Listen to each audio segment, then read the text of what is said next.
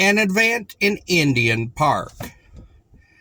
It was during the years when the Saranacs had divided that Howling Wind, one of those young men of Indian carry, saw and fell in love with a girl of the family on Tupper Lake.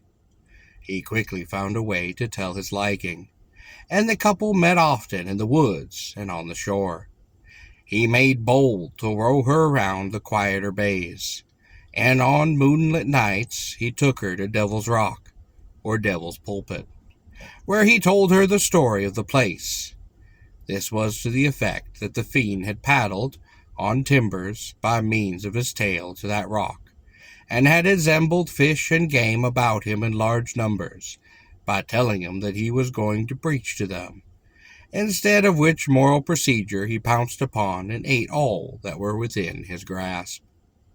As so often happened in Indian history, the return of these lovers was seen by a disappointed rival, who had hurried back to camp and secured the aid of half a dozen men to arrest this favored one as soon as he should land.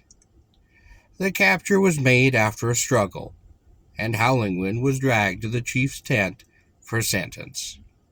That sentence was death, and with a refinement of cruelty that was rare even among the Indians of that time. The very girl was ordered to execute it. She begged and wept to no avail, and an axe was put into her hands, and she was ordered to dispatch with the prisoner. She took the weapon. Her face grew stern, and the tears dried upon her cheeks. Her lover, there bound to a tree, gazed at her in amazement, and his rival watched almost in glee.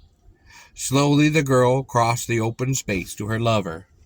She did raise the tomahawk, and at a blow severed the thongs that held him there. Like a flash she leapt upon his rival, who had sprung forward to interfere, and did clove his skull with a single stroke.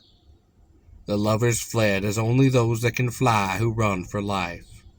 But happy for them, they met a party from the Carry, coming to rescue Howling Wind from the danger to which his courtship had exposed him.